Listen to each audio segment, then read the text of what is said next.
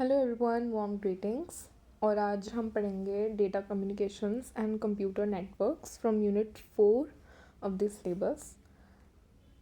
The topics that I will be covering today will be basic elements of a communication system, data transmission modes, data transmission speed, data transmission media, digital and analog data transmission, network topologies and network types, PAN, LAN, MAN and WAN. Okay, so the question is कि communication क्या है। अगर मैं पूछूँ कि communication क्या है तो आपस में बात करना भी कम्युनिकेशन है। मैं भी बात कर रही हूँ, आप तक मैसेज पहुँचा रही हूँ, तो हम इसको भी कम्युनिकेशन कहते हैं। अब जैसे कि मैंने वीडियो बनाई तो आप तक इस चैप्टर की इन्फॉर्मेशन पहुँचाई, तो ये डेटा ट्रांसमिशन है। और आप जब कमेंट्स करोगे तो वो भी डेटा ट्रांसमिशन है। मैं रिसीवर हो जाऊंगी और आप हो जाओगे सेंडर। अभी मैं वीडियो बना रही हूँ तो मैं सेंडर हूँ और आप हो रिसीवर। तो हर कम्युनिकेशन सिस्टम के, यानी जहाँ भी कम्युनिकेशन हो रही होगी, उसमें कम से कम ये चीज़ें तो होंगी। एक सेंडर होगा, एक कैरियर और एक रिसीवर। तो अब सेंडर वो है जो कि मैसेज पहुंचा रहा है, रिसीवर वो है जो मैसेज सुन रहा है, और कैरियर हो गया बीच का मीडियम। जैसे कि अभी यूट्यूब बीच का मीडियम है और मैं वीडियो बना के आपको बता रही हूँ। तो रिसीवर क्योंकि एब्जॉर्ब कर लेता है तो उसे सिंक कहते हैं। और टेलीफोन लाइंस इसका एक एग्जांपल है, जैसे कि फ़ोन कॉल्स। तो जब हम फ़ोन पे भी बात कर रहे होते हैं तो एक सेंडर होता है और एक रिसीवर होता है। अब डेटा कम्युनिकेशन सिस्टम क्या है कि जब हम कम्युनिकेशन कर रहे हैं, हम आपस में बात कर रहे हैं या फिर डेटा भेज रहे हैं, किसी भी तरीके का डेटा भेज रहे हैं, ट्रांसफ़र कर रहे हैं, फ़ोटोज़, इमेजेस, टेक्स्ट, एनीथिंग, लेकिन हम यूज़ कर रहे हैं उसके अंदर कोई इलेक्ट्रॉनिक डिवाइस, कोई इलेक्ट्रॉनिक सिस्टम इस्तेमाल हो रहा है, तो वो डेटा कम्युनिकेशन सिस्टम बन जाता है।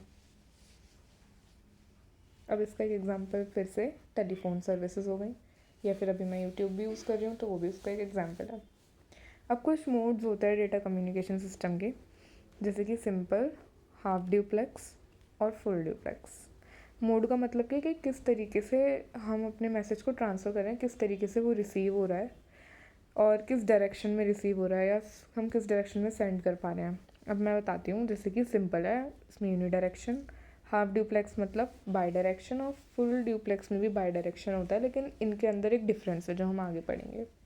यूनी डायरेक्शन में इसका ये मतलब है कि डेटा सिर्फ और सिर्फ ट्रांसफ़र किया जा सकता है, रिसीव नहीं किया जा सकता। जैसे कि कीबोर्ड्स, तो हम सिर्फ टाइप कर सकते हैं, लेकिन कीबोर्ड कुछ रिसीव तो नहीं करता ना। और ऐसे ही और भी डिवाइसेस होते हैं। जो हाफ ड्यूप्लेक्स है वो बाई डायरेक्शन है, लेकिन एक बार में सिर्फ एक टाइम पे वो या तो सेंड करेगा डेटा या फिर रिसीव करेगा। अब जैसे कि दो कंप्यूटर्स हैं और फिर उन्हें डेटा आपस में ट्रांसफ़र करना है, तो जब एक कंप्यूटर दूसरे कंप्यूटर को कुछ भेज रहा होगा तो वो उस टाइम पर कुछ रिसीव नहीं कर सकता। इसका मतलब सामने वाला कंप्यूटर पहले वेट करेगा कि पहले वाला कंप्यूटर जब तक उसको डेटा सेंड नहीं कर देता, जब तक प्रोसेस कंप्लीट नहीं हो जाता, तो मैं अभी उसको डेटा वापस भेज नहीं सकता। इसका मतलब कि रिसीव और सेंड दो काम एक साथ नहीं हो सकते। तो फिर इनको आपस में स्विच करना पड़ता है। एक कंप्यूटर को मोड्स में स्विच करना पड़ता है, या तो सेंड मोड या फिर रिसीव मोड, जिसके अंदर 150 मिली सेकेंड्स का टाइम वेस्ट होता है। बाई डायरेक्शनल, इसका फुल ड्यूप्लेक्स वाले का इसका मतलब ये है कि वो सेंड या रिसीव दोनों साइमल्टेनियसली, यानी कि एक ही टाइम पे वो दोनों कर सकता है। किसी भी कंप्यूटर को वेट नहीं करना पड़ेगा कि डेटा जब सेंड हो जाएगा उसके बाद ही भेजा जा सकता है। तो इसके अंदर स्विच करने की भी ज़रूरत नहीं है, कोई स्विच डिले नहीं है, इसमें कोई टाइम वेस्ट नहीं है, एक साथ दोनों काम हो सकते हैं। थर्ड है डेटा ट्रांसमिशन स्पीड। ट्रांसमिशन में कुछ टाइम तो लगता ही लगता है, लेकिन कितना टाइम लगता है वो मेजर करने के लिए हम उसकी बैंडविड्थ नापते हैं। मतलब डेटा ट्रांसमिशन की हम स्पीड नापने के लिए बैंडविड्थ कैलकुलेट करते हैं। तो डिपेंड करता है सिस्टम टू सिस्टम कि कितना ज़्यादा फास्ट ट्रांसमिशन है, उसी हिसाब से बैंडविड्थ हर सिस्टम की अलग अलग होती है। को समझ सकते हैं एक रोड की तरह, क्योंकि जितना बड़ा एक रोड होगा वहाँ पे उतनी ज़्यादा कार्स, उतने ज़्यादा व्हीकल्स आपस में आना जाना कर सकते हैं। अभी जैसे इस रोड में एक कार जा सकती है, लेकिन अगर मैं इसको थोड़ा और बड़ा कर दूँगी तो इसमें दो कार्स भी जा सकती हैं। बैंडविड्थ भी इसी तरीके से है कि डेटा के जो सिग्नल्स होंगे, ट्रांसमिशन सिग्नल्स होंगे, जितनी ज़्यादा बैंडविड्थ होगी उतना ज़्यादा हम डेटा का ट्रांसमिशन कर सकते हैं, उतने ज़्यादा सिग्नल्स आना जाना कर सकते हैं। तो ज़्यादा बैंडविड्थ का मतलब है कि स्पीड ज़्यादा है, और स्पीड ज़्यादा है मतलब हम एक टाइम में ज़्यादा डेटा को आपस में आना जाना कर सकते हैं, ज़्यादा डेटा ट्रांसफ़र कर सकते हैं। में हम जितने बिट्स ट्रांसफ़र कर सकते हैं, बिट्स हमें पता है स्मॉलेस्ट यूनिट होती है 0 या 1, तो हम मतलब ये डिजिटल सिग्नल्स की बात हो रही है यहाँ पे, तो हम 1 सेकंड में जितने भी बिट्स ट्रांसफ़र कर सकते हैं उसको हम बिप्स में काउंट करते हैं, बिप्स में मेजर करते हैं। और एक सिग्नल हम पर सेकंड मेजर करते हैं बॉर्ड्स में, but most of the time हम देखेंगे बिप्स और बॉर्ड्स आपस में इंटरचेंजेबल है, तो हम इसको समझ सकते हैं कि 1 सेकंड में 1 बिट ट्रांसफ़र हो रहा है या फिर 2 बिट ट्रांसफ़र हो रहे हैं, दैट इज़ कॉल्ड बिप्स। तो ये आपस में इक्विवेलेंट हैं और इंटरचेंजेबल है, इनका मतलब एक ही होता है जब तक कि स्पेसिफाई ना किया जाए। तो स्पीड्स भी ना 3 तरह की हैं, जैसे कि एक हो गई सबसे स्लो, एक मीडियम और एक हो गई वेरी हाई। स्पीड मतलब narrow band, medium voice band और फास्ट ब्रॉड बैंड। अब इन तीनों को हम डिफाइन करते हैं कि ये होती क्या है। अगर 45 to 300 सिग्नल्स पर सेकेंड, तो इसका मतलब है कि 45 to 300 बॉर्ड्स या बिट्स भी कह सकते हैं, और 9600 बॉर्ड्स वॉइस बैंड में ट्रांसमिट हो रहे हैं और ब्रॉड बैंड में 1 मिलियन। तो टेलीग्राफ लाइंस का एक एग्जांपल है और टेलीफोनिक सर्विसेज वॉइस बैंड का एग्जांपल है। इसी लिए वॉइस बैंड को वॉइस बैंड कहते हैं, क्योंकि टेलीफोनिक सर्विसेज ही सबसे मेनली यूज़ होती हैं वॉइस बैंड में। ब्रॉड बैंड मतलब बहुत बड़ा data, large volume of data computer to computer transfer होता है, और ऐसे ही कॉस्ट भी इसके हिसाब से इंक्रीज़ होती जाती है। डेटा ट्रांसमिशन मीडिया मतलब हम फिज़िकली क्या यूज़ कर रहे हैं, किस तरह की केबल्स हैं या फिर क्या सिस्टम है जिसके थ्रू हमारा डेटा ट्रांसमिशन हो रहा है। तो केबल्स भी 3 तरह की हैं, ट्विस्टेड पेयर, कोएक्सियल केबल और ऑप्टिकल फाइबर्स। इसके अलावा माइक्रोवेव सिस्टम एंड सैटेलाइट्स। तो सबसे पहले ट्विस्टेड पेयर पढ़ते हैं।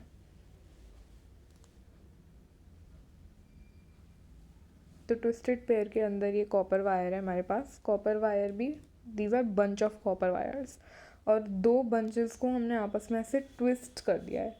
तो ट्विस्ट करने के बाद भी इनके ऊपर हम एक प्लास्टिक की रैपिंग कर देंगे पर वायर, ऐसे प्लास्टिक की रैपिंग, तो इससे दोनों वायर्स को प्रोटेक्शन मिल जाएगी।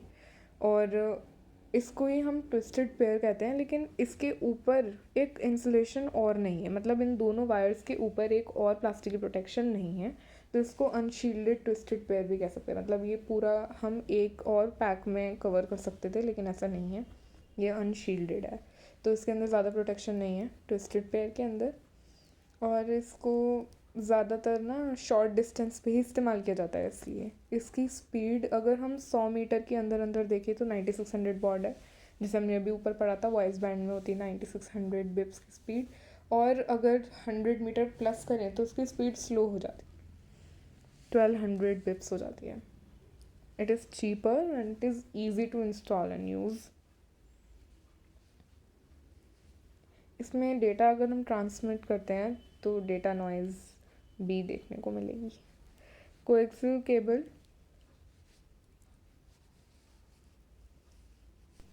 इसके अंदर कॉपर के ऊपर पीवीसी की एक लेयर, फिर उसके ऊपर copper sleeve for protection, and उसके बाद आउटर पीवीसी।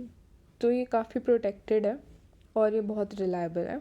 इसकी बैंडविड्थ यानी कि इसकी स्पीड बहुत हाई होती है, 10 मेगाबिप्स के आसपास इसकी स्पीड है। अगर हम बहुत सारी केबल्स को एक साथ टुगेदर बंच कर देते हैं तो फिर उससे it is capable of allowing 40,000 plus calls at once. तो ये नॉइज़ पिकअप नहीं करता, it is clean, data transmission clean होता है इसमें, और इसीलिए इसको इस्तेमाल किया जाता है एट लॉन्ग डिस्टेंसेस। और जो लॉन्ग डिस्टेंस टेलीफोन लाइंस हैं उसके अंदर भी कोएक्सियल केबल यूज़ कर जाती है। नेक्स्ट हम पढ़ेंगे ऑप्टिकल फाइबर्स। तो ऑप्टिकल का मतलब ये है कि ये लाइट इस्तेमाल करता है, मतलब data transmission is through light. तो सबसे पहले सेंडर अगर इलेक्ट्रिकल सिग्नल्स यूज़ कर रहा है तो इलेक्ट्रिकल सिग्नल्स को पहले लाइट में कन्वर्ट किया जाएगा, and that is done through LED, this converter is known as LED. फिर ऑप्टिकल फाइबर के अंदर लाइट अलाउ होगी। ऑप्टिकल फाइबर जब लाइट को एक्सेप्ट कर लेगा, डेटा ट्रांसमिशन होगा, यानी डेटा ट्रांसमिशन लाइट के थ्रू हो रहा है ऑप्टिकल फाइबर्स में। फिर जब डेटा ट्रांसमिशन हो गया तो ये जो लाइट है उसको वापस कन्वर्ट किया जाएगा इनटू इलेक्ट्रिकल सिग्नल्स, और इस कन्वर्टर से फिर वो जाएगा एम्पलीफायर में, एम्पलीफायर उसके सिग्नल्स को और बढ़ा के फिर रिसीवर को देगा। तो ये इसका पूरा सिस्टम होता है, इसको कन्वर्ट करना पड़ता है ताकि लाइट कोई एक्सेप्ट करे। This is known as optical fibre. तो ऑप्टिकल फाइबर का जो स्ट्रक्चर है उसके अंदर सबसे पहले कोर आती है जो कि ग्लास की होगी या प्लास्टिक की होगी, जिसके अंदर से लाइट रिफ्लेक्ट होके आगे डेटा ट्रांसमिशन कर सके। मतलब ये सिग्नल्स होते हैं, लाइट सिग्नल्स। फिर उसके ऊपर एक क्लैडिंग है, एक लेयर और है, वो भी ग्लास या प्लास्टिक की होती है। फिर सबसे ऊपर प्लास्टिक की प्रोटेक्शन है। तो अगर हम ऑप्टिकल फाइबर्स के थोड़े से फ़ायदे नुकसान देखें तो एक तो ये फ्रेजाइल है, मतलब इजीली ब्रेकेबल है, और थोड़ी चीप है ये इसलिए। लेकिन हाँ, इसमें हम इसको शार्प एजेस पर, शार्प कर्व्स पर मोड़ नहीं सकते क्योंकि ये ग्लास या प्लास्टिक की है। इसमें एनालॉग और डिजिटल दोनों तरह के सिग्नल्स का ट्रांसमिशन हो सकता है, जो कि अभी हम आगे आके पढ़ेंगे कि एनालॉग और डिजिटल सिग्नल्स क्या होते हैं। इसमें ना very large volume of data हम ट्रांसमिट कर, डेटा ट्रांसमिशन जहाँ हाई होता है वहाँ से इस्तेमाल किया जाता है। माइक्रोवेव सिस्टम में स्पेस से डेटा ट्रांसमिशन होता है, लेकिन क्योंकि उसमें हिंड्रेंसेस होती हैं हमारे लैंड पे, तो इसलिए उसमें फ़र्क पड़ता है। अब जैसे कि घर हैं, पेड़ हैं, फिर उसके बाद माउंटेन रेंजेस हैं, तो इन सबसे फ़र्क पड़ेगा डेटा ट्रांसमिशन में। तो ये लाइन ऑफ साइट, इसका मतलब एक ऐसी साइट जहाँ पर सारा इक्वल हो, तो उस जगह पे ऐसे टावर्स लगाए जाते हैं जहाँ पर डेटा ट्रांसमिशन बिना किसी हिंड्रेंस के किया जा सके। तो एक साइड डेटा ट्रांसमिशन के लिए लगाया जाता है टावर, और एक साइड लगाया जाता है टावर डेटा रिसीव करने के लिए। तो जहाँ से डेटा ट्रांसमिट होगा वो एक ट्रांसमिटिंग स्टेशन है, और रिसीव जहाँ से होगा वो एक रिसीविंग स्टेशन है। यहाँ पे बीच में रिपीटर्स लगाए जाते हैं ताकि जो सिग्नल्स हैं वो एम्पलीफाई होकर आएँ ओवर द लॉन्ग डिस्टेंसेस।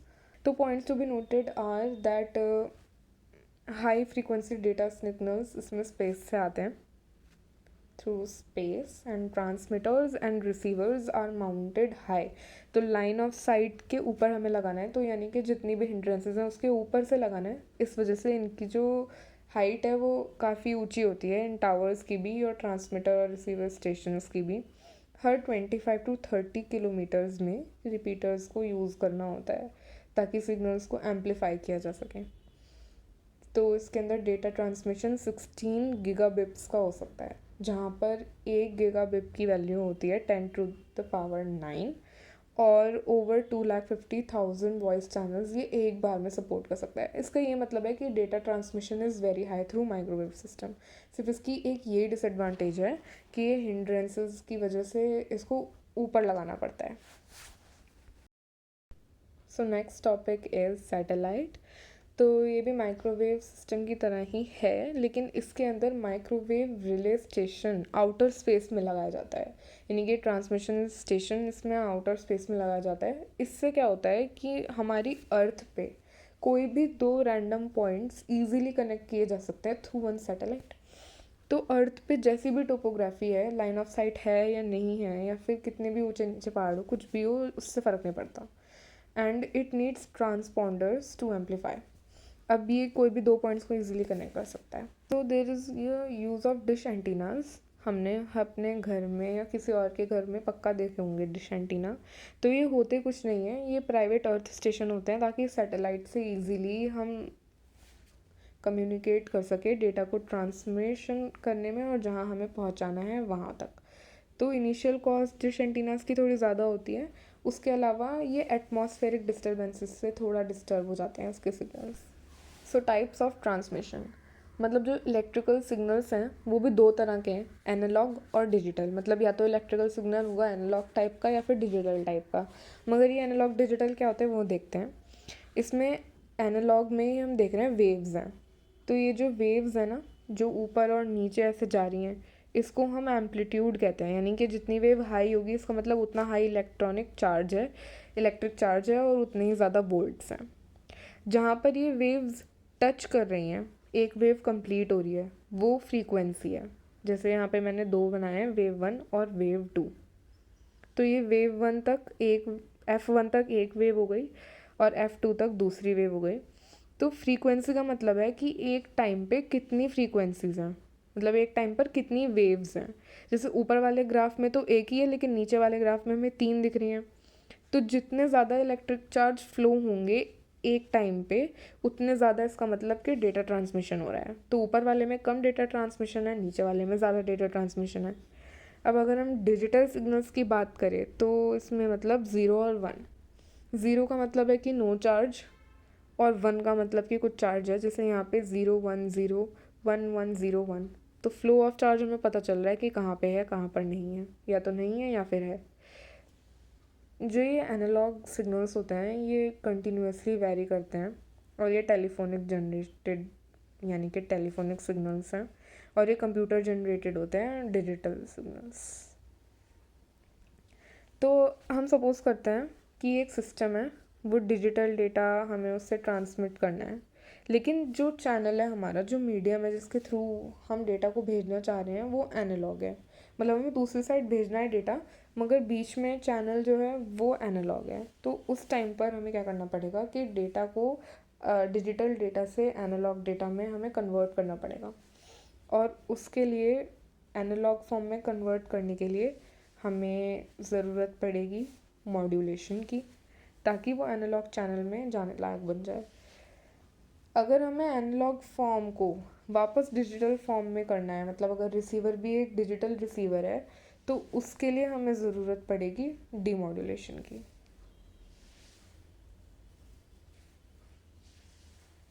तो डीमॉड्यूलेशन और मॉड्यूलेशन डिवाइस होता है modem. Modem stands for modulation and demodulation. हमने ऊपर भी देखा था कि मॉडेम का यूज़ कैसे होता है। तो मॉडेम एक टाइम पर मॉड्यूलेशन और दूसरे टाइम पे डीमॉड्यूलेशन दोनों परफॉर्म कर सकता है। जैसे कि हमें डिजिटल सिग्नल्स भेजने हैं, तो हमने बीच में मॉडेम लगा दिया चैनल से पहले, फिर वहाँ पर हम उसको कन्वर्ट करेंगे एनालॉग में, फिर चैनल के थ्रू जाएंगे एनालॉग सिग्नल्स, और फिर रिसीव करने से पहले मॉडेम यूज़ होगा ताकि वो वापस डिजिटल सिग्नल्स में कन्वर्ट हो जाए। तो मॉडेम यहाँ फर्स्ट स्टेज पे काम कर रहा है मॉड्यूलेशन का, मतलब एनालॉग में कन्वर्ट करने के लिए मॉड्यूलेशन, और वापस डिजिटल में करने के लिए डीमॉड्यूलेशन। तो ये जो डिजिटल सिग्नल्स हैं ये ट्रांसमीटर है, यानी कि ये सोर्स हो गया, और ये वाला डिजिटल डिवाइस हमारा रिसीवर है। फैक्टर्स जो हमें कंसिडर करने पड़ते हैं जब भी हम मॉडेम ख़रीदते हैं, चूज़ करते हैं या यूज़ करते हैं। जैसे कि फर्स्ट फैक्टर है स्पीड। मतलब हर मॉडेम की ट्रांसमिशन स्पीड और उसके पैकेजेस अलग अलग हैं। अब एक हाई स्पीड का मतलब है कि ज़्यादा डेटा हम कम्युनिकेट कर सकते हैं, मतलब ज़्यादा डेटा हम ट्रांसफ़र कर सकते हैं। तो हाई स्पीड होती है 9600 टू 28800 बिप्स। ये हाई स्पीड कम्युनिकेशन कहते हैं इसको, और आजकल के जो मॉडेम्स हैं वो यही स्पीड यूज़ करते हैं। सेकंड फैक्टर है इंटरनल वर्सेस एक्सटर्नल, कि हमें मॉडेम किस तरीका खरीदना है। अगर हमें कंप्यूटर के अंदर लगवाना है तो वो एक सर्किट बोर्ड में होता है और एक्सपेंशन स्लॉट में लगता है, और एक्सटर्नल में सेपरेट बॉक्स आता है, वो सीरियल पोर्ट में लगता है। तो हमें किस तरीके का चाहिए। एक्सटर्नल में हमें थोड़े ज़्यादा फ़ायदे मिलते हैं because we can switch it on या ऑफ, तो इसलिए थोड़ा ज़्यादा एक्सपेंसिव भी है। कुछ मॉडेम्स ऐसे भी होते हैं जो टेक्स्ट और इमेजेस सेंड और रिसीव कर सकते हैं, हमें वो मॉडेम चूज़ करने हैं, तो वो भी एक फैक्टर है। और एरर करेक्शन भी एक फैक्टर होता है। इसका मतलब दो स्टैंडर्ड मेथड्स हैं, दो मतलब प्रोटोकॉल्स होते हैं जो कि हम एरर चेक के लिए यूज़ करते हैं। वो दो प्रोटोकॉल्स हैं MNP4 एंड V42। ये उसमें यूज़ होता है जहाँ पर लो स्पीड हो और हाई स्पीड, यानी अप टू 9600 के लिए ये वाला प्रोटोकॉल यूज़ होता है V42। फिर लास्ट है हमारा डेटा कंप्रेशन। कुछ में ये फैसिलिटी आती है कुछ मॉडेम्स में कि जब वो डेटा को ट्रांसमिट करते हैं तो वो वॉल्यूम डिक्रीज़ कर देते हैं, उससे डेटा ट्रांसमिशन और फास्ट हो जाता है। ऐसी कुछ टेक्निक्स होती हैं जो कुछ मॉडेम्स यूज़ करते हैं। Now analogue versus digital signals. Analogue signals में we can strengthen the analog signals by using amplifiers, and digital signals को हम एम्पलीफाई करते हैं बाय यूजिंग रिपीटर्स। लेकिन अगर हमें डिजिटल डेटा ही ट्रांसमिट करना है और दूसरी साइड डिजिटल ही रिसीवर है, तो इट इज़ प्रेफर्ड कि बीच में जो चैनल हो वो भी डिजिटल ही यूज़ कर रहा हो, मतलब डिजिटल ही ट्रांसमीटर हो। वो इस वजह से क्योंकि उससे कॉस्ट हमारी थोड़ी डिक्रीज़ हो जाएगी। उसमें कोई मॉडेम्स की ज़रूरत नहीं पड़ेगी, क्योंकि मॉडेम्स की ज़रूरत ही तब पड़ती है जब चैनल एनालॉग हो, तो ट्रांसमिशन स्पीड भी हाई रहेगी और एरर रेट भी कम रहेगा।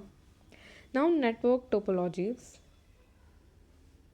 नेटवर्क टोपोलॉजीज दरअसल वो स्ट्रक्चर होता है जिसके अंदर हम अपना पूरा नेटवर्क बिछाते हैं। मतलब एक होस्ट होगा तो उससे सारे कंप्यूटर्स कैसे कनेक्टेड हैं वो, या फिर अगर कोई होस्ट नहीं है तो कंप्यूटर्स आपस में किस तरीके से कनेक्टेड है, उनका लेआउट क्या है। तो जब भी हम टोपोलॉजी को कंसिडर करेंगे कि हमें अपने किस तरीके से नोड्स को सेटअप करना है, तो हमें क्या क्या फैक्टर्स देखने चाहिए। एक तो हमें क्या परफॉर्मेंस चाहिए, what is the desired performance, मतलब कि फ़ास्ट या फिर एवरेज, रिलायबिलिटी कितनी होनी चाहिए, और नंबर ऑफ़ नोड्स कितने एक्सेप्टेबल हैं। अगर हमें एक्सपेंड करने हुए फ्यूचर में और नोड्स लगाने हुए या फिर नहीं लगाने हुए, उस पर भी डिपेंड करता है। सारी सर्विसेज के और कंपोनेंट्स की कॉस्ट कितनी बैठेगी, केबल्स की कॉस्ट कितनी बैठेगी, और कम्युनिकेशन लाइंस की अवेलेबिलिटी क्या है, और अगर डिले हो गया तो कितना डिले हो सकता है। Star, ring, connected, bus and hybrid. Star में every node is connected to only one host, जैसे कि इस डायग्राम में C1 is directly connected to the host, C2 is directly connected to the host etcetera. इसमें line of cost कम रहती है, सिर्फ होस्ट डिपेंडेंसी है, और डिले भी नहीं होता किसी भी तरीके के ट्रांसमिशन में अगर हम और नोड्स लगा दें, क्योंकि वो डायरेक्टली होस्ट पे ही डिपेंडेंट है, आपस में नोड्स में कनेक्टेड नहीं है। नाउ रिंग में each node is connected to the two adjacent nodes, C1 is connected to C2 and C4, C2 is connected to C1 and C3 and so on. It is a bit more complex. इसमें कोई ऐसा host नहीं है जिस पर dependency रहे, और अगर नोड्स इंक्रीज़ कर देंगे तो ट्रांसमिशन डिले हो सकता है। कनेक्टेड वाला थोड़ा कॉम्प्लेक्स है, इसमें हर नोड आपस में एक दूसरे से कनेक्टेड है, इसलिए ये बहुत रिलायबल है, क्योंकि अगर एक नोड भी फेल हो गया तो दूसरे पर भरोसा किया जा सकता है फॉर डेटा ट्रांसमिशन, इसलिए इसकी लाइन कॉस्ट थोड़ी बढ़ जाती है, कॉम्प्लेक्सिटी थोड़ी बढ़ जाती है। बस वाली में सारी की सारी nodes are connected to only one line, इसको कहते हैं चैनल। तो अगर कोई नोड फेलियर हो गया तो फिर कोई किसी को फ़र्क नहीं पड़ेगा दूसरे नोड को, सारी डिपेंडेंसी सिर्फ चैनल पे है, इसलिए इजी एक्सपेंशन भी है। हाइब्रिड में कोई एक सिंगल प्योर टोपोलॉजी नहीं होती, इनमें से ही किसी एक या दो कॉम्बिनेशन से बनता है ये हाइब्रिड, और इसके लिए डिपेंड करता है कि हमें क्या परफॉर्मेंस चाहिए, तो हम कौन सी टोपोलॉजीज चूज़ करें to make a hybrid. Now network types. So there are 4 types of networks: PAN, LAN, MAN and वैन। पैन के अंदर within a few metres की रेंज है। लैन के अंदर इसमें टेंस से अंदर अंदर, जैसे कि 5 to 6 किलोमीटर ऐसे, और मैन के अंदर within tens kilometre, 10 to 20, 20 to 30 and thousands of kilometre in वैन। पैन को हम आसपास में कनेक्ट करने के लिए इस्तेमाल करते हैं, जैसे कि ब्लूटूथ हो जाता है। And LAN is use to connect nodes within a building और an organisation. MAN is use to connect organisations, and वैन is use to connect organisation across different cities. तो इसमें पूरे वर्ल्ड का एक वैन कनेक्शन हो जाता है। In PAN radio waves are used, in LAN twisted pair coaxial cable and fibre optics are used. MAN के अंदर फाइबर ऑप्टिक्स यूज़ होते हैं, हमने पढ़ा था कि वो लॉन्गर डिस्टेंसेस के लिए इस्तेमाल होता है। टेलीफोनिक और माइक्रोवेव भी मैन में यूज़ होता है, और वैन के अंदर fibre optics, telephonic, microwave plus satellite सब यूज़ होता है। इनके अंदर कॉस्ट भी इंक्रीज़ होती चली जाती है, and examples are given below.